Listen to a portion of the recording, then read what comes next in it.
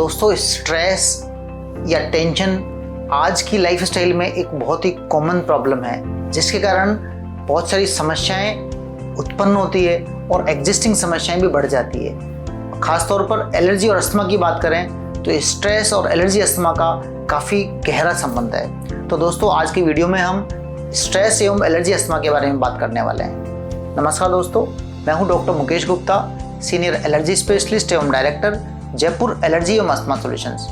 आज हम बात करेंगे स्ट्रेस के बारे में। स्ट्रेस किस तरह से एलर्जी अस्थमा के मरीजों को प्रभावित करता है। दोस्तों, स्ट्रेस एक ऐसी चीज़ है जो लाइफस्टाइल में बदलाव के साथ साथ काफ़ी बढ़ गया है और इसके कारण हमारे हेल्थ को ये नेगेटिवली इम्पैक्ट करता है और हमारी जो हेल्थ प्रॉब्लम्स है वो स्ट्रेस के कारण बढ़ जाती है। जब हमें कोई भी लंबी बीमारी होती है, जैसे कि किसी को अस्थमा है, गठिया है या कोई भी और लंबी समस्या है जैसे कि डायबिटीज है, तो वो बीमारी इटसेल्फ के कारण हमें स्ट्रेस होता है। अगर पहले से आपको स्ट्रेस नहीं है तो लंबे समय वाली बीमारियां खुद स्ट्रेस देती है। पहला सोशल स्टिग्मा के कारण, जैसे कि आपको पता चले कि आपको अस्थमा है तो आमतौर पर जब लोगों में बातचीत होती है तो इसको नेगेटिवली देखा जाता है और इस स्टिग्मा के कारण भी हमें स्ट्रेस होता है। दूसरा, जो बीमारी का प्रभाव होता है, जैसे कि आपको अस्थमा है और जिसके कारण आपका कामकाज प्रभावित हो रहा है,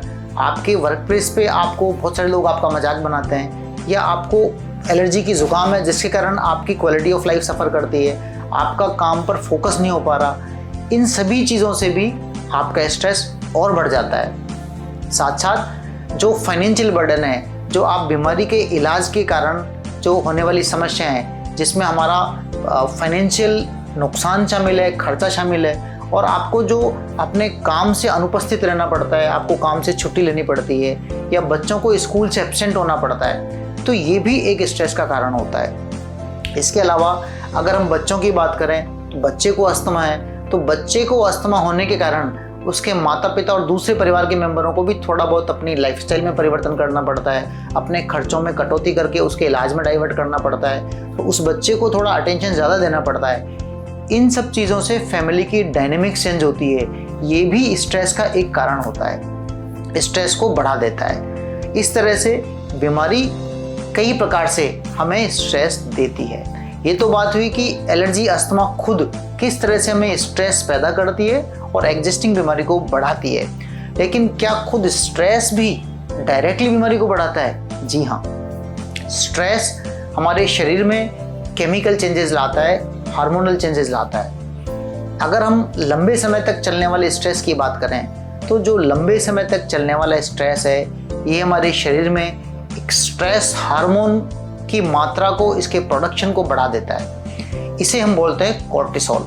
कॉर्टिसोल एक प्रकार का स्टेरॉयड है जो हमारे शरीर में किसी भी नेगेटिव स्थिति से काउंटर करने के लिए पैदा किया जाता है। लेकिन अगर आपको लंबे समय तक स्ट्रेस होने के कारण लंबे समय तक कॉर्टिसोल हार्मोन आपके शरीर में बढ़ जाता है तो ये हमारे इम्यून सिस्टम को प्रभावित करता है। कॉर्टिसोल हार्मोन के कारण जो हमारी बॉडी में इम्यूनिटी से जुड़ी हुई सेल्स है, कोशिकाएं हैं, जिनको हम टी सेल्स बोलते हैं, इनके ऊपर नेगेटिवली इम्पैक्ट होता है, जिसके कारण जो हमारा इम्यून सिस्टम है इसमें बदलाव आता है और जो इम्यून सिस्टम हमें इन्फेक्शन से लड़ने में हेल्प करता है, वो इन्फेक्शन से लड़ने वाली आर्म हमारी इम्यून सिस्टम की कमज़ोर हो जाती है और TH2 सिस्टम जो हमारा इन्फेक्शन से नहीं लड़ता, ये आर्म स्ट्रॉन्ग होती है। तो कॉर्टिसोल हार्मोन के कारण हमारी टी सेल इम्यूनिटीज के कारण जो बदलाव आते हैं, इससे हमें एलर्जी एवं अस्थमा होने के चांसेस बढ़ जाते हैं, एलर्जीज बढ़ जाती है। ये तो बात हुई केमिकल चेंजेस की। केमिकल चेंजेस के साथ साथ स्ट्रेस के कारण हमारे जो न्यूरॉन्स होती है, जो नर्व सेल्स होती है, इन पर भी प्रभाव पड़ता है और ये बहुत जल्दी इरिटेट होती है। इस कारण से जब स्ट्रेस में आदमी होता है तो जो एग्जिस्टिंग लक्षण है वो उनको नॉर्मल से ज़्यादा महसूस होते हैं और थोड़ा भी ट्रिगर का एक्सपोजर होने के कारण उनको ये सिम्टम बहुत ज़्यादा होते हैं। यानी कि आपकी हाइटेंड सेंसिटिविटी होती है आपके ट्रिगर्स के लिए और आपको सिम्टम ज़्यादा होते हैं और इसके साथ साथ स्ट्रेस वाली स्थिति में आपको ये लक्षण बहुत ज़्यादा महसूस होते हैं। इसलिए स्ट्रेस एवं एलर्जी अस्थमा की बीमारियां काफ़ी क्लोज रिलेटेड है और दुर्भाग्य से आमतौर पर ये वो हिस्सा है जिसके ऊपर कभी फोकस नहीं किया जाता। और अगर हम मानसिक स्वास्थ्य पर ध्यान दें तो हम स्ट्रेस को कम कर सकते हैं। पर्याप्त नींद लें, हम लगातार अगर एक्सरसाइज करते रहें तो ये हमें स्ट्रेस से लड़ने में हेल्प करती है, चाहे वो स्ट्रेस प्राइमरी हो चाहे वो डिजीज के कारण सेकेंडरी स्ट्रेस हो। दोनों ही स्ट्रेस को हेल्प करने में कम करने में सहायता करता है एक्सरसाइज और पर्याप्त नींद। इसलिए एलर्जी अस्थमा के मरीजों में पर्याप्त नींद लेनी चाहिए और एक्सरसाइज करनी चाहिए, जिससे कि जनरल हेल्थ के साथ साथ आपके स्ट्रेस को भी वो कम करे और आप अपनी बीमारी पर बेहतर कंट्रोल कर पाएँ। और अगर स्ट्रेस एक सीमा से ज़्यादा है तो निश्चित तौर पर हमें कहीं न कहीं साइकोलॉजिस्ट की, साइकेट्रिस्ट की हेल्प लेनी चाहिए, जिससे कि काउंसलिंग करके हम अपनी समस्या को कंट्रोल कर पाएँ। तो दोस्तों, आज हमने बात करी स्ट्रेस एवं एलर्जी अस्थमा के रिलेशन के बारे में। इसी तरह के और इंटरेस्टिंग वीडियोस के लिए आप बने रहिए हमारे चैनल पर।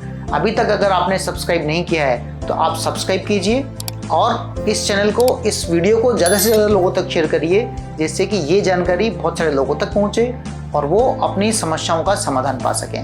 नमस्कार, धन्यवाद, जय हिंद।